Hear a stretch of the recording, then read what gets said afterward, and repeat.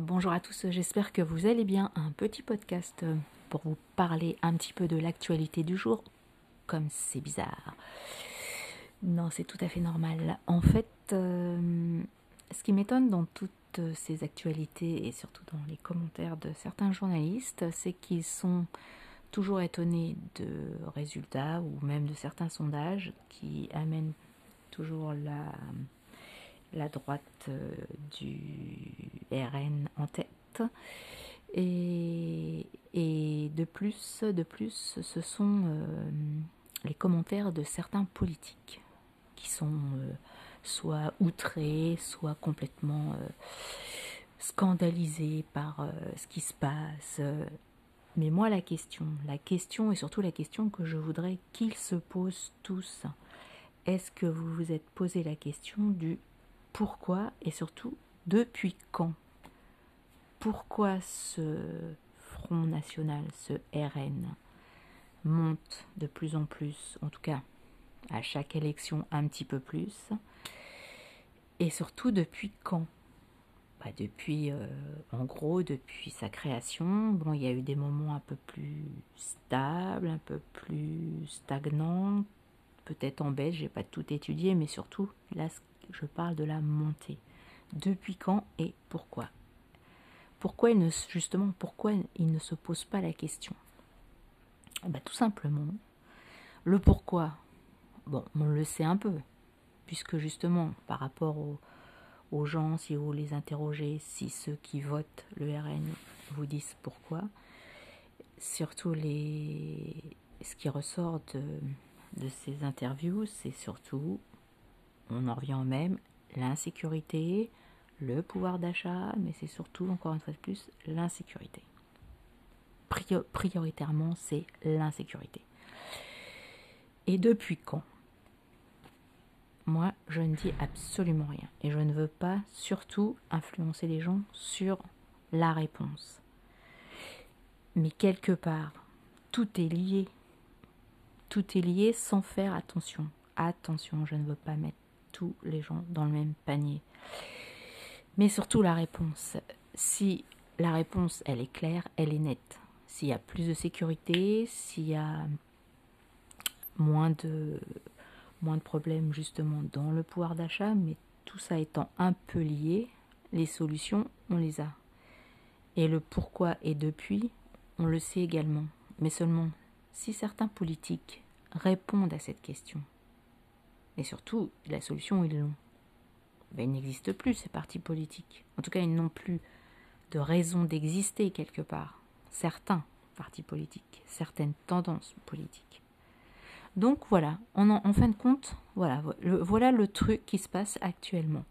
On s'en fout de ce que peuvent avoir comme problème les Français, les Françaises, tous ceux qui vivent dans ce pays, tous ceux qui habitent dans ce pays, tous ceux qui travaillent dans ce pays, tous ceux qui ont des histoires dans ce pays et qui aiment aussi ce pays. Et ça en fait, pour eux ils s'en foutent en fait. C'est pas ça la priorité. Ils vont vous répondre des choses complètement à côté.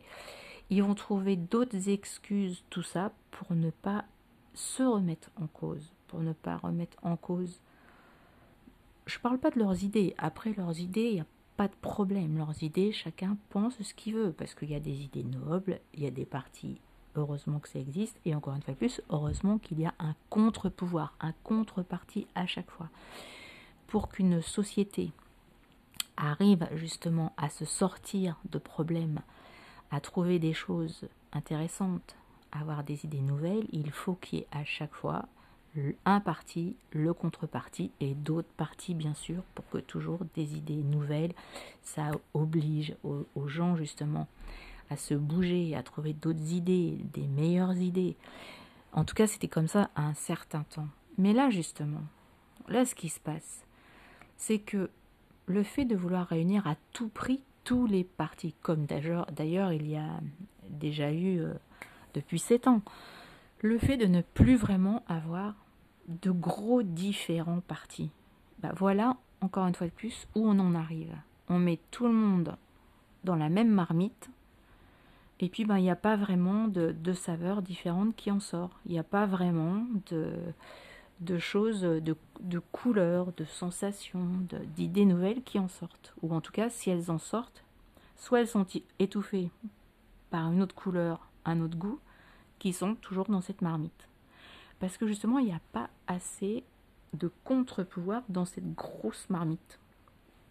Et c'est ça le problème. Et là, ce qui se passe, justement, pour faire un contre-pouvoir d'un autre gros groupe, on essaie de faire un super grand groupe avec des idées complètement différentes, avec des gens complètement, vraiment aux antipodes l'un de l'autre.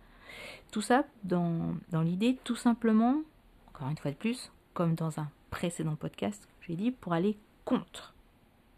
Et non pas pour que eux, ils fassent une idée, une réaction positive, une réaction pour la France, pour amener justement la France à s'en sortir. Et c'est ça le gros problème actuellement. Pourquoi on en est là ? Parce qu'on a voulu tout regrouper. Pourquoi aussi ? Pour essayer de toujours avoir la main mise sur toujours un groupe. C'est toujours le même principe, le pouvoir, l'argent bien sûr, mais surtout là en l'occurrence le pouvoir et toujours le contrôle, toujours le contrôle de ce parti. Attention. Et c'est là où on s'aperçoit que quand on voit que le bateau commence vraiment à couler, des gens commencent à partir de droite, de gauche, ils commencent à trouver un petit peu, déjà à se préparer. Vous imaginez déjà à se préparer pour 2027, voire peut-être même avant. Ce qui est normal. Et ce qui est sain d'ailleurs, de justement vouloir retrouver d'autres idées, de vouloir recréer d'autres partis. Ça oui, on est bien d'accord, il faut d'autres idées, il faut d'autres partis. Mais là, la façon dont procèdent, on va dire, les hautes sphères, de vouloir absolument regrouper, mais alors quand on voit que ça vraiment percute aux extrêmes, les extrêmes et au centre et même à l'autre d'autres idées qui sont pas du tout en accord avec d'autres, bref, c'est là où ça va pas. Encore une fois de plus, on ne fait pas un truc pour, on fait un truc contre. Ce n'est pas constructif, ce n'est pas positif et ça ne peut amener qu'à un blocage ou alors une chose, dans un an on redissout, on recommence la même chose. Encore une fois de plus, laissez les gens aller vers ce qu'ils veulent, voter ce qu'ils veulent, mais surtout, posez-vous la question, je parle à tous ceux qui font de la politique, posez-vous la question, le pourquoi, depuis quand, et surtout comment on peut améliorer les choses. Arrêtez de penser pour vous, de penser à votre petit bien, petit bureau, petite voiture, arrêtez. Bien, là c'est ce qui se passe, là vraiment c'est ce qui se passe. Et c'est vraiment dommage parce que du coup ça fait perdre le prestige de la France, ça fait perdre justement ce qui était prestigieux dans le sens où on avait des idées, on avait surtout encore une liberté, une grande liberté de penser et d'être, ce qu'on est en train de perdre de plus en plus à force de vraiment créer un seul groupe, de faire vraiment des idées qui sont uniques. Tout ça, ça enlève de la richesse justement à notre pays, comme on dit, le pays des Lumières, la France des Lumières. C'est aussi la France de la philosophie, de la diplomatie qu'on a complètement perdu. Et ça, j'espère vraiment que tout ce petit mélange-là qui, à un moment donné, ne pourra pas fonctionner, ou alors il fonctionnera très peu de temps, j'espère qu'il faudra peut-être, c'est peut-être pas en venir à un clash, parce que c'est pas le but, en tout cas pas un clash physique, pas un clash vraiment qui vont anéantir des personnes, ce n'est pas le but, mais encore une fois de plus, essayer de voir, d'amener le positif, le pour, toujours le pour, la constructivité. Sinon, on va dans le mur complètement. Alors c'est sûr, quand à la base, il y a des pouvoirs mortifères qui, de toute façon, quoi qu'il arrive, ils ne veulent rien lâcher parce que c'est de l'orgueil, parce que c'est justement tellement l'envie du pouvoir, l'envie de contrôler toujours tout, que ça en devient morbide, mortifère, très négatif, et de toute façon, pas du tout constructif. Et encore une fois de plus, essayer de s'en sortir au mieux. Et surtout, ne pas... Parce que là, c'est pas comme si c'était notre petite vie à nous, on est tout seul, on fait ce qu'on veut. Non, là, s'il y a des millions de personnes derrière, il y a des millions de personnes qui vont rester sur le carreau. Donc, essayez de voir un petit peu plus loin, là. Bah, je sais pas, quoi, c'est... Arrêtez vos tambouilles, arrêtez vos petits égos, là, surdimensionnés, là. Parce que vous êtes des petits, quoi, vous êtes tous des petits à ne penser qu'à vous, ne pas penser aux autres, parce que vous avez l'impression de penser aux autres, en pensant pour les autres, justement. Alors que non, c'est pas ça la démocratie. C'est pas ça la diplomatie, c'est pas ça l'avenir, c'est pas ça la positivité. Et surtout, aimer la France, parce que aimer la France, c'est avant tout aimer la France, c'est tout, parce que on est en France. Aimer plein d'autres pays, c'est formidable, au contraire, c'est de l'ouverture, mais avant tout, on peut aimer encore une fois de plus. C'est comme quelqu'un, hein. Quelqu'un qui ne s'aime pas, quelque part, ne peut pas aimer les autres. Avant tout, c'est s'aimer soi-même pour aimer les autres. Et bien là, c'est la même chose. Pour aimer les autres pays, il faut d'abord aimer la France. Et ça, c'est très important. Ciao.